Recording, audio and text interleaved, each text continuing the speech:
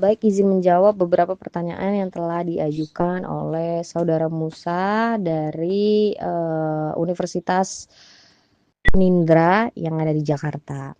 Baik, pertanyaan pertama, apakah Bapak atau Ibu bersedia untuk berpartisipasi dalam wawancara ini? Iya, bersedia. Lalu pertanyaan kedua, bolehkah saya mengetahui nama lengkap Bapak atau Ibu? Betul, nama saya, nama lengkap Dina Zahra, panggilannya Din. Dari mana asal daerah Bapak atau Ibu? Saya daerah Jakarta, saya tinggal di sini. Berapa usianya saat ini? Usia saya saat ini 29 tahun, jalan 30 tahun. Sudah berapa lamakah berkarir di bidang sales? Saya berkarir di bidang sales itu kurang lebih 2 tahun dalam penjualan. Jadi tingkatannya sales penjualan, terus produk spesialis, seperti itu, marketing. Nah, sebelum bekerja di bidang sales, punya pengalaman lain nggak? Punya. Saya dulu ngajar. Saya ngajar di bidang kesehatan dan saya pun salesnya pun juga di bidang kesehatan. Saya menjual alat-alat kesehatan. Begitu. Lalu aktivitas atau proses kerja apa yang paling sering dilakukan dalam tugas penjualan sehari-hari? Aktivitasnya sehari-hari ya dalam penjualan sales ya, penjualan.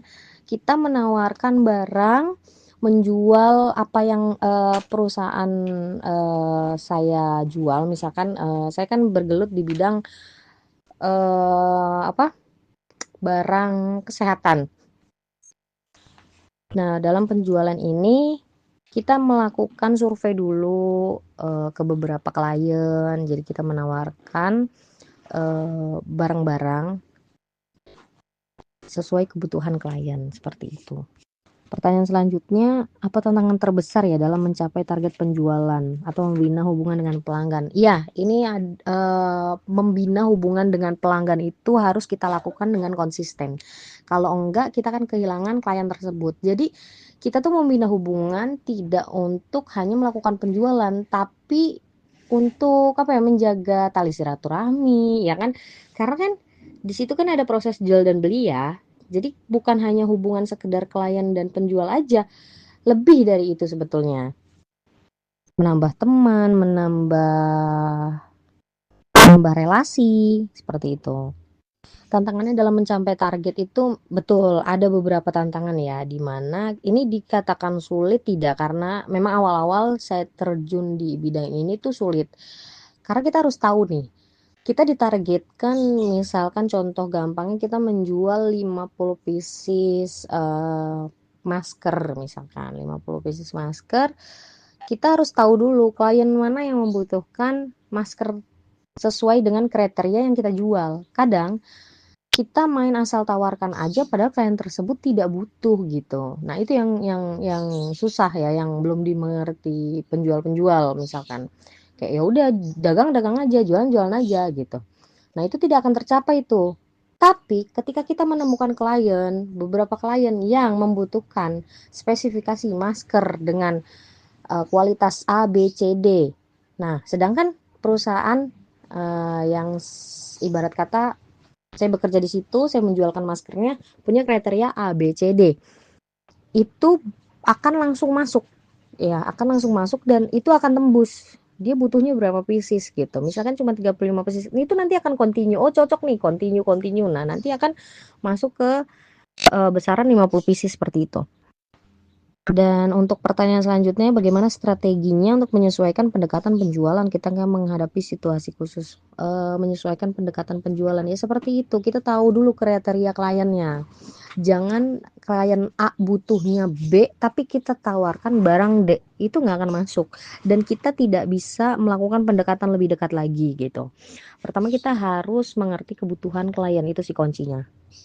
Dan kalau saya pribadi, misalkan klien A tidak membutuhkan barang yang kita tawarkan, yang kita jual, kita nggak perlu maksa, oh harus beli dong, harus beli. No, kadang logika aja kayak orang dipaksa kan malas ya gitu. Saya sendiri pun kalau dipaksa untuk beli ini saya juga nggak mau gitu, karena saya lagi nggak butuh.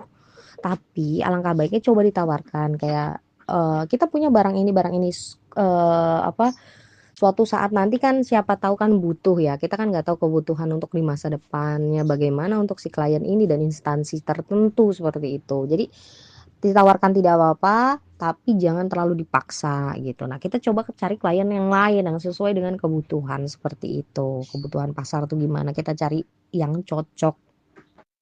Untuk pertanyaan selanjutnya, bagaimana tanggapannya terhadap strategi penjualan, prosedur baru atau tools baru seperti CRM yang diterapkan perusahaan? Apakah merasa ada perubahan atau efektivitas penjualannya atau malah justru menghambat? Enggak sih, so far enggak sih. Lancar-lancar aja, malah justru membantu dan ya membantu penjualan selagi ada untuk improvisasi kenapa nggak kita coba gitu. Karena kan sales itu dalam hal penjualan kita melakukan 1001 hal cara, tapi dengan cara yang benar ya, dengan sesuai jalur dan halal ya. Tidak mengharamkan menghalalkan sesuatu yang haram seperti itu. Jadi apapun kita coba untuk mencapai target yang telah ditetapkan seperti itu. Pertanyaan selanjutnya, apa harapannya terhadap lingkungan kerja, sistem insentif atau dukungan manajemen untuk tim penjualan di masa depan? Ya, harapannya lingkungan kerjanya selalu kompak ya, tidak ada saling sikut-sikutan, misalkan dalam rekan tim gitu. Apalagi kan kita sama-sama berjualan, ibarat kata goalsnya, achievementnya adalah barang perusahaan itu terjual sesuai target gitu. Jadi nggak ada sikut-sikutan, terus nggak ada apa ya, nggak ada saling ya you know lah, saling apa sih kalau dalam dunia ya, jilat menjilat tuh seperti itu kan ya. Tapi sebenarnya kayak gitu sih ya untuk dilakukan oleh orang-orang yang terbiasa mungkin itu biasa ya bagi mereka, tapi menurut saya kayak gitu nggak perlu karena kita sama-sama ya pasti gitu loh, ya namanya dagang. Ibarat kata rezeki kan udah diatur masing-masing gitu. Terus juga untuk sistem sistem insentif nih juga harus terbuka ya untuk kedepannya. Terbuka, transparansi, maksudnya antara atasan dan bawahan. Tapi kalau misalkan antara satu dengan tim yang lain untuk transparansi dirasa tidak perlu karena itu kan achievement masing-masing, goal masing-masing. Tapi ketika dilakukan transparansi, kalau misalkan timnya itu legowo, it's okay. Kadang kan ada orang yang iri-irian, kok insentifnya si A lebih besar dari ini. Nah, kita lihat dulu, kenapa lebih besar? Di penjualan apa mau mencapai target atau tidak seperti itu. Jadi untuk insentif juga harusnya sesuai ya, pembayarannya sesuai ya dengan kan kadang menjual itu juga sulit ya, gitu. Ini curhatan dari hati banget ini soalnya.